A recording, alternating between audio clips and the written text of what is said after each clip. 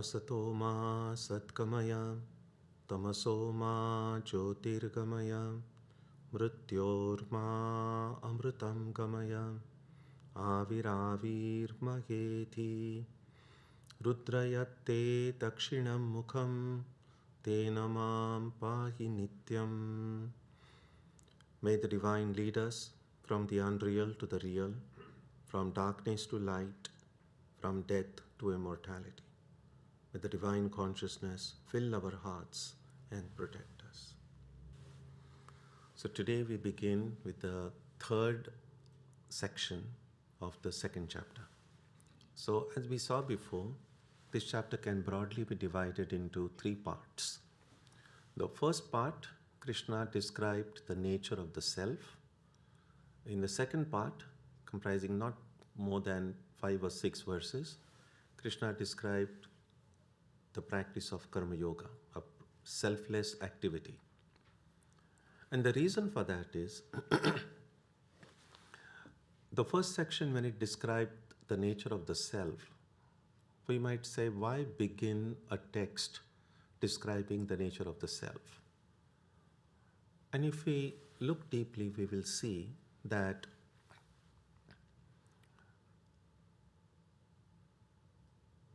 how we go about in the world, how we understand the world, how we understand the purpose of life, how really basically our very existence is so directly related to our understanding of the self.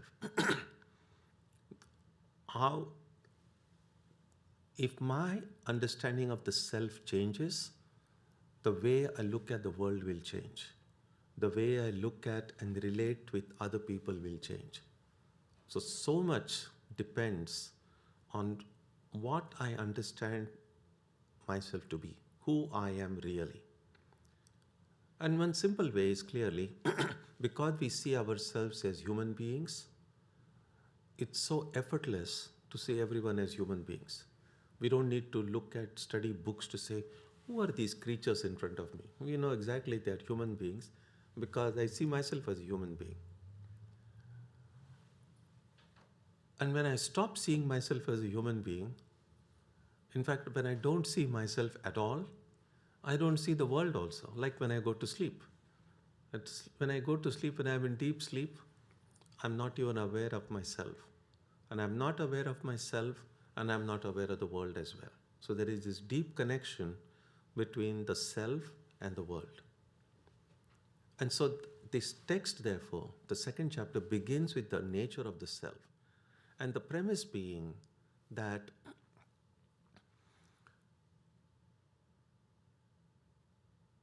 who we think we are and who we really are may be two different things. And some of these identities we have seen changing over the years. When we were little, we have the identity, oh, I'm a little boy or a girl, or whichever way we see ourselves. And then in the state of youth and middle age, so with age, our self-identity undergoes some changes. Similarly, with regard to the positions we hold in life, at your workplace, again, we identify ourselves differently, we relate with other people differently. So they are very connected. And what Krishna says here is that the real self, who I really am, once I know that, I will see that my present understanding of myself is very superficial. In fact, it could be totally opposite in some ways. For instance, right now, we see ourselves as human beings. We were born at some point. We will die at some point. There are all these changes occurring within us, and so on. We are so vulnerable to the material world, the laws of the material world. I would like to fly like the birds do. I can't. Gravitation holds me down. My body has to follow the law of gravitation, and so on. But the self that Krishna describes in the second chapter says, in reality, I was never born. I will never die. I'm pure and perfect. I'll never fall ill. Completely opposite to our present experience. And then we might say, if that is who I really am, why is it that I see myself differently now? And the reason for that is, it's like if when I'm driving and the windshield of my car is not clear, in fact, it's very foggy, then the wisest thing to do is to first stop. You can't be driving when you can't see anything because there's going to be an accident. And figuratively speaking, we have to stop too, because we know we do a lot of stupid things in life. We make a lot of mistakes in life. A lot of things we do thinking, oh, this is something that will make me happy. And in retrospect, we see, no, that was not a good decision. And the reason we make mistakes, even though we want to be happy, we end up doing things that make us unhappy, is because the windshield of our car is foggy. And so stopping really means doing something to clean that windshield. And that is really what Karma Yoga is. That all the work that I do, punctuated by my, or not punctuated, the impelled by my own ambition, my desires, or my responses to expectations of the people around me, all of those kind of work really binds me more. And we have seen that. The more we get involved into work, it can bring some joy, sure, but it also exhausts us, it increases our stress levels, it is all kinds of problems with it. And so, since we don't have a choice between working and not working, the only choice we have is how we do our work. The first choice is we must try to do what is right and avoid what's wrong. Do something good, avoid which is not good. But even doing good, what Krishna points out in the verses we finished in the last 2 or 3 weeks was, can I work selflessly? Do good, but not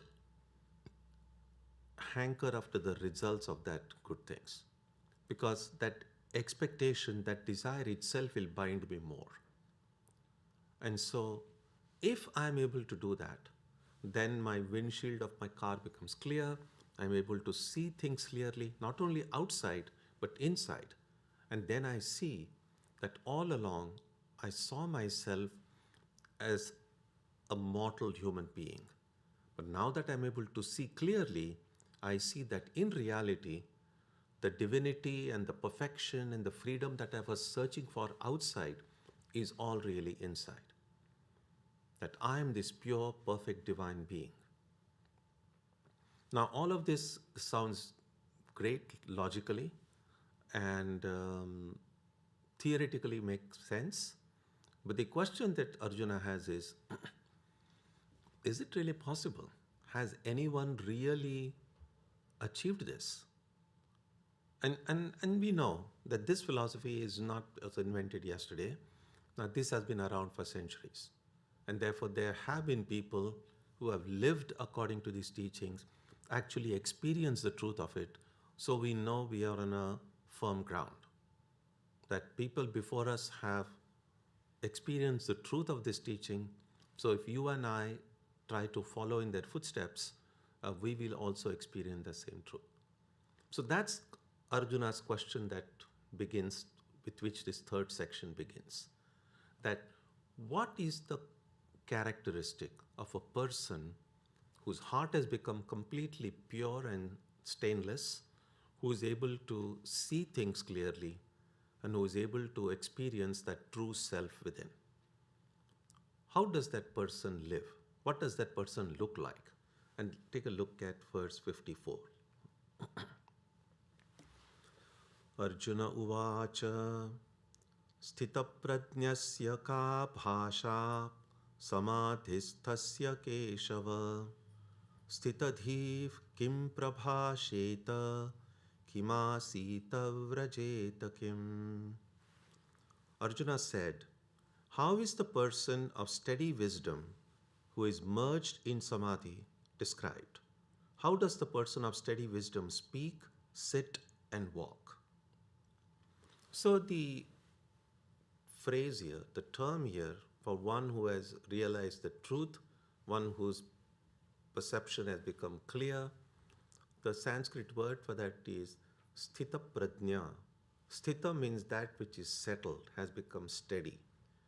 Prajna means wisdom. So we might in our lives right now have flashes of wisdom now and then. We do kind of have brilliant insights now and then. But we know that if we are geniuses at all, our genius kind of shows up at unexpected times in unexpected ways, in oftentimes in very silly things. So we do have brilliance of wisdom, if you like. But this is not simply having wisdom. It's a wisdom that is steady. By steady is meant they are able to see things clearly all the time, everywhere. It's unshakable. It's not just it doesn't come and go. So starting with this verse where Arjuna asks the question, and then Krishna will begin answering that from verse 55 onward till the end of the chapter, we will have these characteristics of the enlightened being. And this is a very typical way these ancient Vedanta texts are being structured. There is this teaching, then the method of arriving at the truth, and then the characteristic of one who has reached the truth. Now we might say, how does it help us now to know the characteristics of the enlightened ones? The idea is when we become enlightened, we'll have those characteristics. Right now, we are not enlightened. So how does it help right now in my unenlightened state to know about the characteristics of the enlightened ones? And the answer is, well, to tell you that answer, let me tell you one incident actually that was mentioned by one of our elderly monks. He passed away some 2 years ago, I think. So he joined our monastery in San Francisco sometime in the 1950s, around that time. So he was in the monastery for about 5 years. And after 5 years, the thought came to his mind, I've been practicing prayer, meditation for 5 years. How much longer it is going to take for me to become enlightened? So he goes to the Swami who was in charge there, Swami Ashokananda his name was, and asked him, Swami, what more should I do in order to become enlightened? I'm here doing these things for 5 years.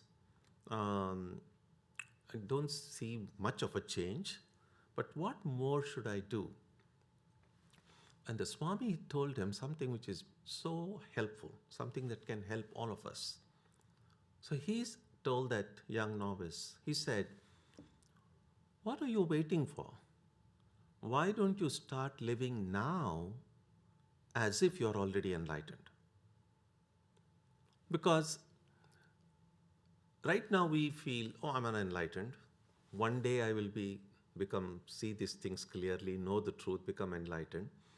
And when I become enlightened, I'll start living like an enlightened being. So now I kind of have a license to do all the stupid things, because what to do? I'm an unenlightened. I can do what I want. But if I keep on doing those things, I'm going to remain unenlightened. So his teaching was, try to live now as if you're already enlightened. And that's going to be difficult. You see, for an enlightened being to live like an enlightened being, it's easy, natural. Just like for us now, to live like just ordinary human beings, we don't need any effort. It's very easy, very natural. But if in our unenlightened state, we have to live like enlightened beings, that's going to be very difficult. It's almost like a beginner in, say, you've just taken a few lessons in music, say playing the piano, and then someone says, now play as if you're one of these big great experts in piano, play like that person. Of course, you're not going to be able to do it because that person has so much practice. It's become uh, kind of a second nature to an expert in some musical instrument, and someone who is a beginner won't be able to do it. Exactly in the same way, in our unenlightened state, we start living like enlightened beings. At best, our efforts will be imperfect. But anything new we start learning in life, in the beginning, it's always imperfect. So we can't say that, oh, it's imperfect, so I better not try. So we say, yes, it's imperfect now, but if I keep on trying, if I keep on practicing, then gradually my imperfections will become less and less and less. Eventually, I'll be able to play perfectly. So that's the advantage of knowing the characteristics of the enlightened ones. That what enlightened beings do effortlessly, you and I have to try to do with effort. So the characteristics of the enlightened become the spiritual practice of the unenlightened. And that is the reason, that is the advantage in knowing these characteristics. So you will see. Let's look at verse 55. Shri Bhagavan Uvacha Prajahati Yada Kaman Sarvan Partha Manogatan Atmanyevatmana Tushtaha Sthita Prajnastadochate. The Lord said, O Partha, when someone completely renounces the desires of the mind and remains content in the Atman alone, that person is said to be of steady wisdom. So, one of the first characteristics of a person of steady wisdom, a person who has become completely enlightened, is that person completely renounces the desires of the mind. So we know in the mind we have so many plans, so many desires, so many things we need to do, so many things we need to acquire. Now when all those desires simply disappear,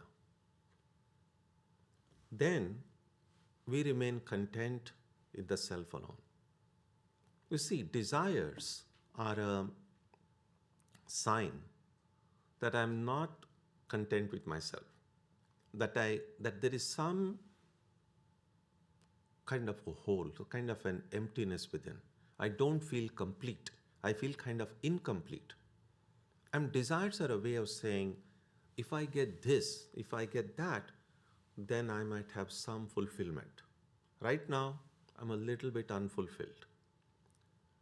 But when all the desires leave, and that leaving of the desires can occur only when I feel I don't need anything. It's like when you have had a heavy, hearty meal of your favorite dishes, then immediately after having a full meal, generally people don't have desire for more food.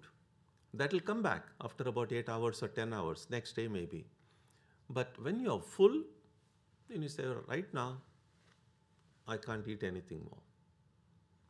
When we feel that sense of fullness, not simply with regard to food, with everything, then one will not have to struggle with desires. One will not have to say, oh, is it right for me to want this? Or should I want this? Or should I not want that? Those questions themselves will not arise because it's like if my house is so filled with things that I can barely step inside, there isn't any place for more, then I wouldn't say, oh, I'm going to buy a bunch of things more because there is no place even to keep it. So when I feel that sense of complete fulfillment, I won't want anything. Now that is the characteristic of one who is enlightened. Now, I said the characteristic of the enlightened become the practice of the unenlightened, which means, can I strive in my life to examine the kind of desires I have and ask myself some hard questions. Is this something I really need, or I can let go of it? Because we know there could be a long list of things we need, but if we can at least kind of categorize them and think, these are the things I absolutely need. Among the things we absolutely need, clearly we'll say We need air to breathe, of course. We need at least sufficient food for the body to survive. So these are the things at least presently we can say, I cannot do without. So have one category of things like this is something I need, absolutely. Thankfully, at least so far, good fresh air is still available, water is available, so that hasn't become a problem yet. What about other things? There could be other things we could say, well, if I get that, I'll be happy. If I don't get it, I'll be a little unhappy. And so put the category of that. Something that will make me happy, but not getting it will make me unhappy. The third category would be of things, it'll be good to have it, but even if I don't get it, that's fine. And then could be the final category is, I don't want it, still a part of me still is hankering for it. I don't really need it. Wouldn't even know what to do with it. So if we can categorize those things that way, if you like, you can make a list of it, writing, or do it mentally. If we try to minimize the things that we need, we will already begin to experience a sense of freedom. We don't often realize that sense of bondage, the sense what weighs us down in life. Yes, there are so many external things that could weigh us down. The condition at the workplace, the inflation or recession, the financial state of the country, taxes, all of those things can be stressful. But deep down, internally, what weighs us down is the things we need and the things we feel we won't get.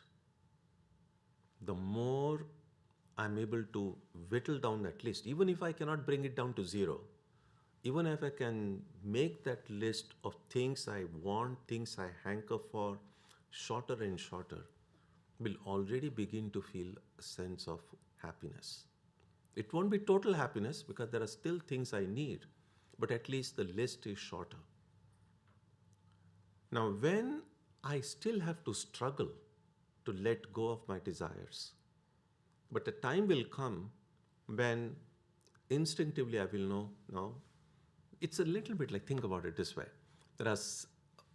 If you have been affected by poison oak or poison ivy, when you're gone hiking and that's kind of created so much, you kind of accidentally touched a poison ivy and then you suffered a lot.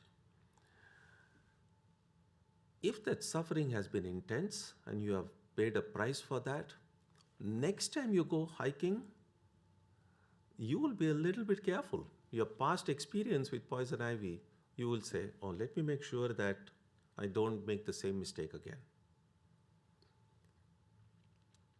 That is how we need to move about in life.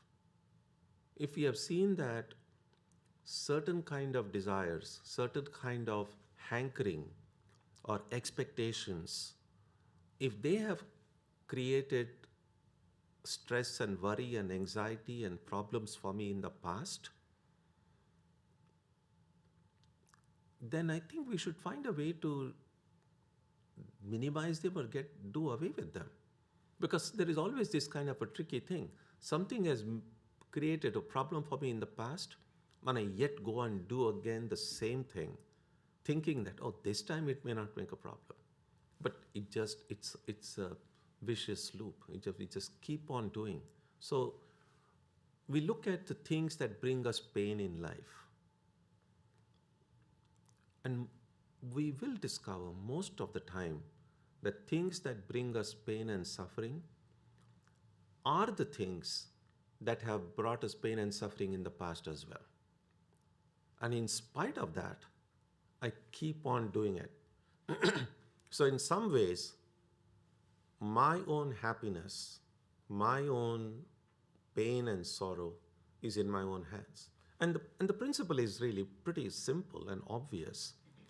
Everything that has brought me joy in the past, I should keep on doing it. Keep on thinking, even the way of thinking. Every way of thinking and doing that has brought me pain, I should say, I'll better not go the same route again. And we will see pain and suffering can become less. We are more empowered than we give ourselves credit for.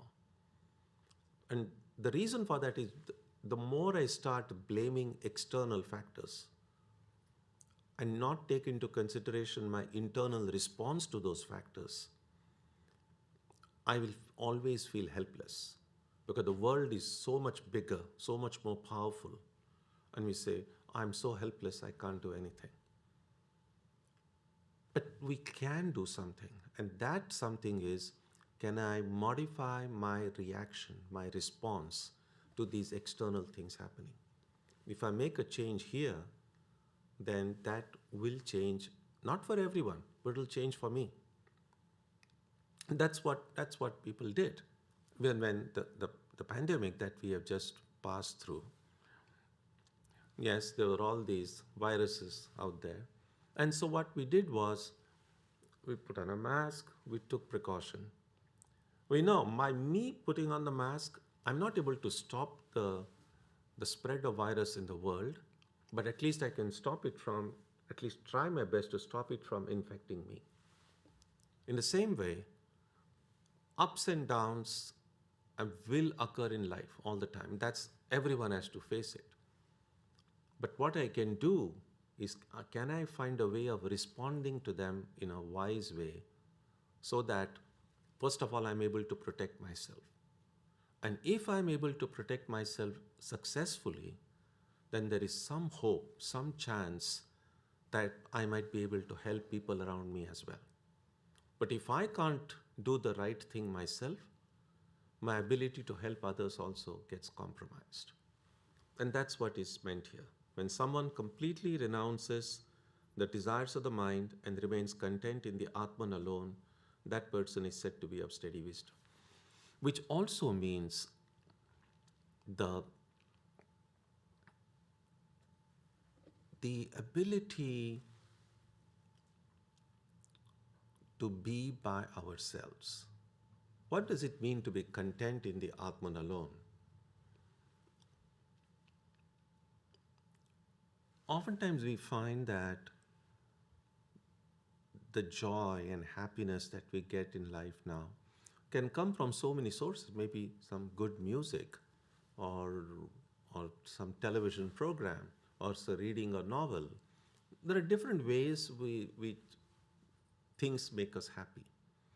But if the source of my happiness is something outside of me, then anything that is outside of me, there is at least a theoretical possibility that it can be taken away from me. So if my happiness is dependent on something outside, I'm always vulnerable to that happiness being taken away. The only thing that can never be taken away from me is me. Whatever can be taken away from me is not me. If the clothes can be taken away from me, well, this is not me. The body can be taken away from me. That's what death is. That's not me. But me, the real me, nobody can take me away from me. Now, think about it this way.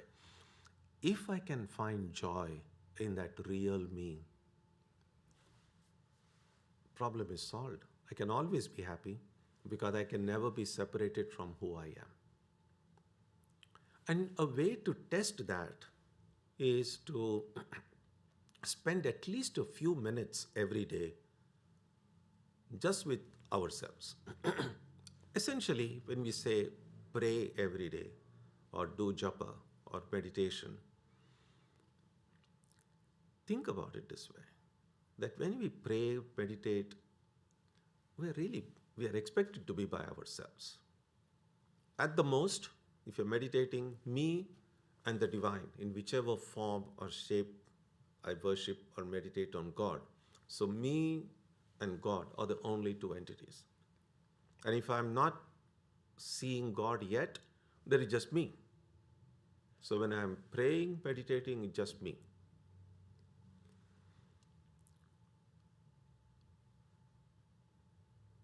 we have to ask ourselves, what is my experience when I try to pray or when I try to meditate? And for many of us, at least in the beginning, the experience is I'm getting distracted. Even if I go in a quiet place, sit with my eyes closed, all these thoughts and things are coming. And we might blame the thoughts for coming to the mind, but we can also ask the question, why is my mind, even when I want to sit quietly and think of God, why is my mind wanting to think about what happened yesterday or what I'm going to do tomorrow? Why would the mind want to do that? First reason, obviously, the mind is not under my control. It's doing its own thing. But also, I haven't trained my mind to just be. My mind has gotten so used to being in the company of other ideas and images and thoughts that when I sit for meditation and tell my mind, just be by yourself, the mind is saying, no, I can't be. And so all these so-called distractions during meditation are another way it shows us our resistance to just being by ourselves. And sometimes by just force of willpower, you just stop the mind from thinking of anything, switch off your phone, switch off your television, just be by yourself. After some time, many people have reported they get bored. Well, what shall I do? Just being by myself. And then we realize how difficult it is to being content in oneself. If I'm getting bored and if I'm only in my own company, whether we like it or not, it's an admission that I'm a very boring person. I don't want to be in my own company. And so we shouldn't be surprised that if other people don't want to be in our company too. If we want other people to enjoy our company, we must test and see whether I'm able to enjoy my own company. And that's what an enlightened being is able to do. An enlightened being is completely content being in themselves. Now, that doesn't mean an enlightened being is always going to sit in meditation for 24 hours. An enlightened being can still enjoy a hearty meal and enjoy it. But the happiness of that person is not dependent on good food or good company. They can enjoy it. They can be happy with that. But they can as well be happy just by being themselves. And that is the characteristic. Now, what it means is I should make an effort to examine what are the things my heart hankers for. See whether those things are absolutely necessary. See whether I can be content with myself for at least how long? Can I be content with myself for at least 5 minutes a day? And so that's the goal to strive for. And that's why that characteristic of the enlightened one becomes a spiritual practice for the unenlightened. Verse 56. Dukkeshu anudvigna manaha sukheshu vigataspruhaha vitaraga bhaya krodhaha sthitadhir muniruchyate. The contemplative whose mind is not disturbed by suffering, who does not crave for happiness, and who is free from attachment, fear, and anger, is a person of steady wisdom. Whose mind is not disturbed by suffering, it's one's own suffering. It's not like an enlightened being is so heartless, there is suffering going on, I don't care. That's not the idea. So it's about the self. So oftentimes we see that both suffering as well as happiness, we are affected by both. We don't mind being affected by happiness, but of course, being affected by suffering is no fun. But the point is that if I'm affected by one, I'll be affected by the other. And that's the basic I think, paradox of life. Normally, what we want is we want happiness, we don't want pain. The question is that possible in this world with polarities to be simply happy and not suffer? And if we just look at the world in which we live, we see that everything is just filled with these pairs of opposites. So there is good, there is bad, there is light, there is darkness, there is love, there is hatred, there is good, there is evil. Everything is polarized. And we cannot simply say, I just want the good, but I don't want the bad. Because they seem to come together. They seem to kind of coexist. And it's not something that happened only now. Throughout history, when you read and find this, that's been the nature of the world. Even in the dream world, there is good and bad. All these polarities exist. The only place where they don't exist is in deep sleep. But that time, it isn't as if only good exists. There is neither good nor bad. So these two things, the two ends, the North Pole and the South Pole, will always coexist together. So if we are looking for joy in this world, minus the suffering, we are asking for the impossible. And so then the question becomes, should I have then just have one or have both? Because if I want happiness, I'll have to somehow tolerate the suffering I have.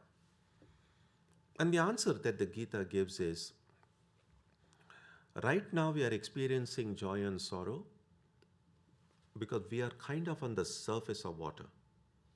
When you go to the sea or the ocean, you find the surface of water is always filled with ripples and waves, and it's a very disturbed thing. But if you dive deep inside, then we don't find the disturbance there. So similarly, if we dive deep into the nature of the world, we may not see joy and sorrow there. What we will see is only sorrow. That is what the Buddha meant when he said, among the four noble truths that the Buddha taught, he said the first rule is life is suffering. In a superficial sense, yes, there is joy and sorrow. In a deeper sense, all of even our happiness in life, in some ways, is tinged with a little bit of sadness. Even when I'm enjoying ice cream, somewhere at the back of my mind, I know, depending on how fast I eat, after a few minutes, my plate is going to be empty. And if there is no more ice cream in the refrigerator, then there is no more ice cream. And so even when I remember when we were little children and we were given this ice cream, we used to eat it as slowly as possible, just to make it last longer. Because even then, in a very unconscious sort of way, we knew it's going to end soon. So can I just make it last longer?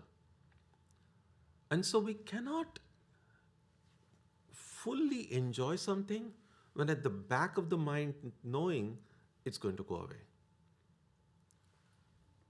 And that's true with everything in life. Think of the greatest moments, the funniest and the joyful time you have had in life.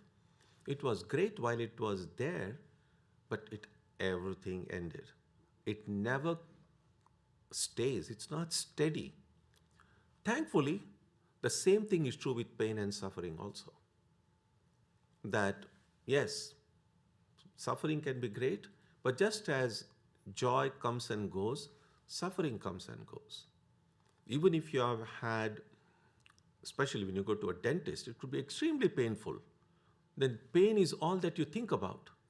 But you just have patience and you see, after a day, 2, 3, slowly the pain goes away.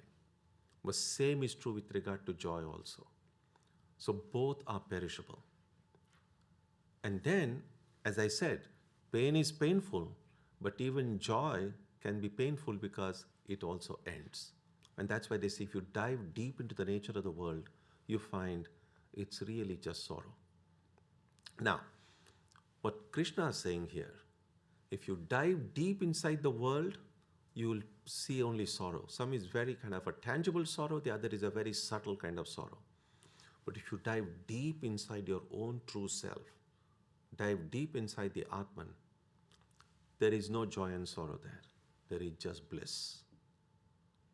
And so the polarities of joy and sorrow vanish if you dive deep and find. You dive deep inside the material world, you see just sorrow. You dive deep inside your true nature and you find just joy. And that is what is meant here. The contemplative whose mind is not, if I am disturbed by suffering or elated or craving for happiness, then I am still in that superficial level. But what is meant here is when the contemplative whose mind is not disturbed by suffering, who does not crave for happiness. In other words, one who is diving deep, not affected by these fragile joy and sorrow, and who is free from attachment, fear, and anger. Three things which really are the main cause of suffering in life: attachment, fear, and anger. Again, the message that we have now is, if I want to be enlightened, I have to try to be even-minded. That doesn't mean that if something good happens, I should not be happy. Being happy is not a crime. Of course we can be happy. If something bad happens, of course we are going to feel sad. We are not inanimate objects like the table, which neither feels happiness or sorrow. So, but this is, I don't think this is enlightened. And so it's not that we don't become happy or sad, but we don't allow that happiness or sadness to overwhelm us so that we become incapable of taking the right decisions.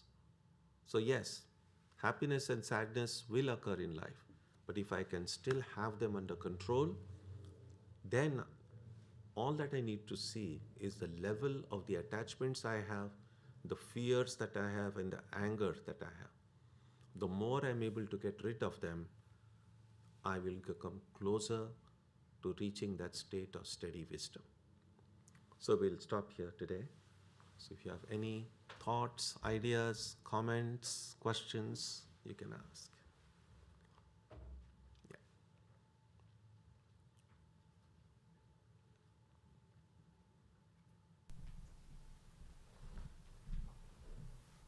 Hariom Swamiji. Swamiji, when you say that we should be content with ourselves even for 5 minutes a day, at that time, for those 5 minutes, we should be alone and not even thinking of other people. I can envision that when we sit for meditation, but how can we be in such a state when we're moving around the world and not just meditating? Yes, good question. I think let's first try to reach that state when we are alone. And when we have kind of solidified that state, or let me how to express it. It's a little bit like, but something that many of us would have experienced. I remember, and something that maybe all of us may have experienced at some stage. I didn't learn driving when I was very young. I learned it when I was in my 40s. And so it's still a little bit closer to me, so I'm able to still remember how things changed.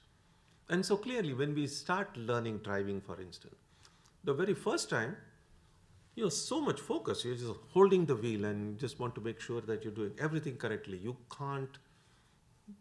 don't get distracted. In fact, if you get distracted, you're likely to make a mistake. I remember the driving instructor, he used to continuously keep on talking by my side. And then once there was a red light was about to come, and he was talking, and I was paying attention because he was telling me, instructing, and then he said, stop, there's a red. Then I stopped, of course, I all right. But then I just told him, I said, look, when you are quiet, I generally don't make any mistakes. But if you're talking all the time, then it's, it's so much distraction. And then, he was a very experienced teacher. So he smiled and he said, I'm purposely talking. I do it purposely because when you drive, there'll be other people sitting in your car. You can't tell everyone, be quiet. They will be speaking. So you must learn to drive even when there is all this talking going on. And that made sense. And I still remember that I don't remember when exactly, maybe a few days or a few weeks. By that time, I had learned, I had also got my license, but I was still being kind of very focused and sitting like that. Then one day I was taking a guest with me and I was driving to Rhode Island, and it was about an hour-long drive. And that guest was speaking, and so we were talking all the time, and I exactly reached the destination properly. Only after reaching there did I realize that, oh, I was not consciously thinking about it. So I had developed enough muscle memory and the ability to have a conversation while driving and yet just go the right route without making any mistakes. But that didn't happen the very first day I started learning driving. Now, I say all this is because let us first try to experience that sense of oneness, being content by ourselves when we are just alone. And when that experience becomes a little bit more steady, then we can try to see if that sense of contentment remains with me even when I am then in the company of others. Because usually we do get distracted. When suddenly you open your eyes and then all this sensory data comes in, images, thoughts, sounds, and the mind keeps on reacting. And then that original contentment, I mean, we have all experienced that. How you feel when you're meditating, and then you get up from your meditation seat and start doing other things. It's not easy to preserve that quiet and the joy of that meditation. But with practice, eventually, when we experience that deep joy and freedom and peace in meditation, then even after meditation, we become engaged with doing other activities. To a large extent, some of that can be preserved at least for some time.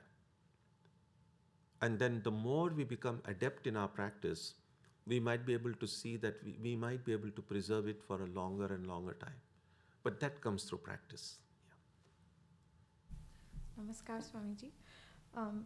Swamiji, my question is, I mean, for a beginner who does not have evenness of mind, I guess, it seems like the first step is to not take the sweet fruit, meaning, fine, when you're suffering, your mind automatically kind of goes to God, but it's like the small moments, like a hug or a mango, or it just seems like those small sort of fleeting things that you're picking up, instead of picking those up, consciously going inwards. Is that the first step? So does that mean that you don't, so even when you're eating the mango, you're lost if you start to eat the mango versus if you go inwards and then eat the mango? I don't know if this makes sense. No, I think when you're eating the mango, eat the mango. Enjoy the mango fully. But don't be sad when the mango is over. That's the only thing. Even when you eat the mango, after 5 minutes, this is all going to disappear. Because even the joy that we get out of eating a mango or eating anything really is only as long as the thing is on our tongue. Because once it passes this place, the taste, all the taste and everything comes only when it's in the mouth. And as I sometimes say, after the food passes this level, it's just hard work afterwards, digesting the whole thing. And so even when you're enjoying the mango, if you kind of recognize, yes, enjoy it fully. Don't get distracted thinking of anything else that time. But when the mango is finished, start enjoying something else. Enjoy the work that you do or anything. So, if the part of the mind remains focused on your true identity, even as I'm a child of God, I'm the Atman, whichever way one is able to connect oneself with the spiritual ideal, never let go of that. And holding that with one hand, so to speak, metaphorically, of course, you have every fun, enjoy your mango, enjoy the things that you do in life. But if you let go of the other thing, then we never know where that will take us. So hold on to God with one hand, with the other hand engage with the world. And when the work with the world is over, hold the Lord with both the hands. So this was the teaching of Swami Brahmananda, a great disciple of Ramakrishna, who said, as a devotee, as a spiritual seeker, always hold on to God with one hand. And then, of course, in order to move about into the world, we need our hand free. So one hand you do this, and after all your duties for the day are over, hold on with both the hands. That's one way to think about Namaskar, Swamiji. The question I have is, you mentioned that Buddha said there is suffering, and that is his first noble truth. And the Gita too says there's suffering. So what's the difference? Is there a basic difference between the teaching of the Buddha and the Gita? No. In fact, that's why I always quote both, to show that truth is always same, whether Buddha said it or the Gita says it. So there is no difference. But the Gita says there's bliss within. Yeah, I mean, to see that the nature of the world is suffering is said by both all these great ones, not just Buddha and Krishna. Many great ones have expressed it in different ways. Mm-hmm. But what they have said is, it is possible to find joy. And that joy, again, the way that teaching gets expressed is in different ways. Some people might say you can find it in God, you can find it in the self, go deep down. They will express different words to express the same truth. Okay. Yeah. Thank you.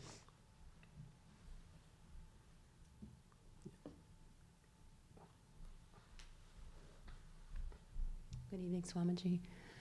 You spoke about looking at the example of enlightened beings as a way for us to take up a spiritual practice. And I'm curious, how do you think that enlightened beings look at or respond to when they see the suffering of other beings, when they see the suffering of other people or animals?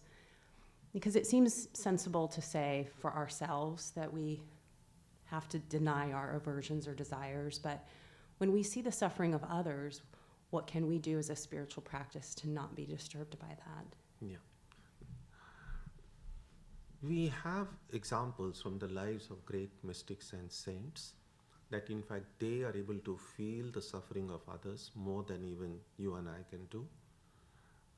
Because a lot of times, of course we'll be disturbed by seeing suffering even outside of ourselves. We are of course affected by our own suffering. But even when we see suffering of others, oftentimes it's more an emotional response. Of course, we are affected. There is so much suffering in the world already. And I think that an enlightened being, by looking at their lives and what they have said, they are actually affected even more, because it's not simply at the visual or the emotional level. They just feel a sense of oneness. In the life of Ramakrishna, for instance, we see that once he was sitting in his room, and his room is very close to where the river Ganges flows. There's at the bank of a river, there's this one boatman was having a fight with someone, and someone was beating that person. And Ramakrishna went into that state of samadhi, and he actually felt the pain that this poor person was being inflicted upon. And so there's also an incident that at some stage in his life, just somebody is walking on a grass, and he got identified with that grass, and he actually felt the pain himself.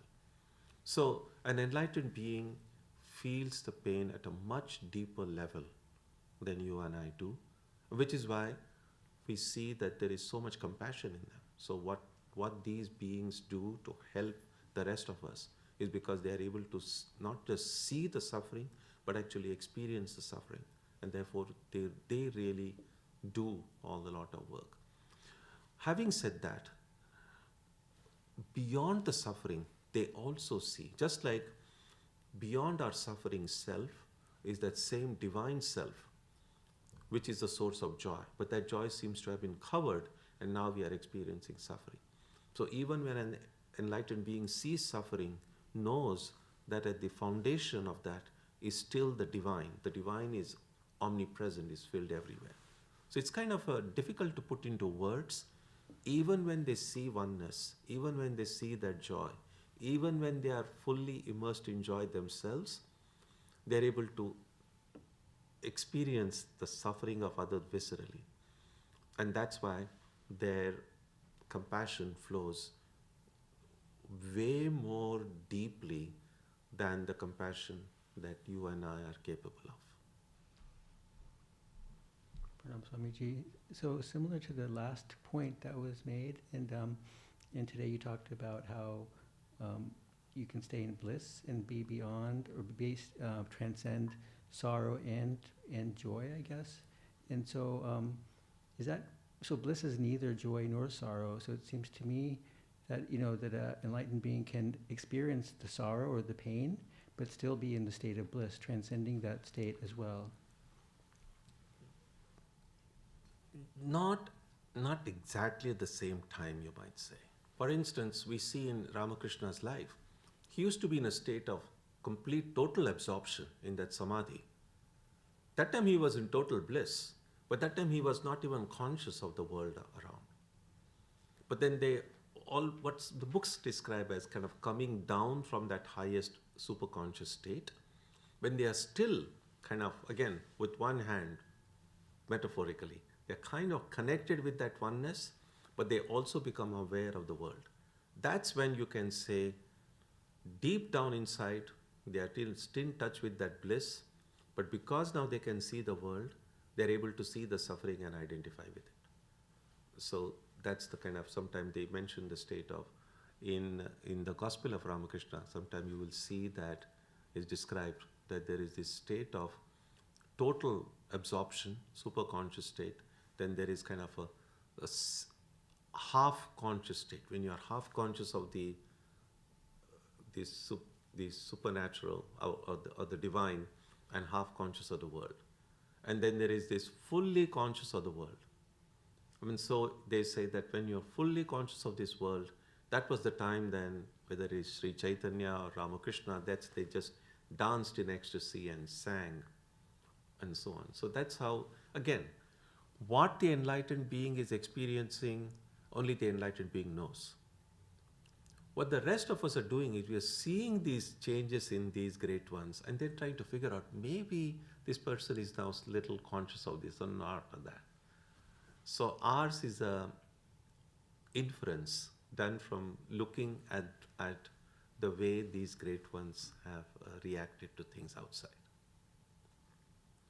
Okay, so we will stop here today, and next week we'll begin with verse 57.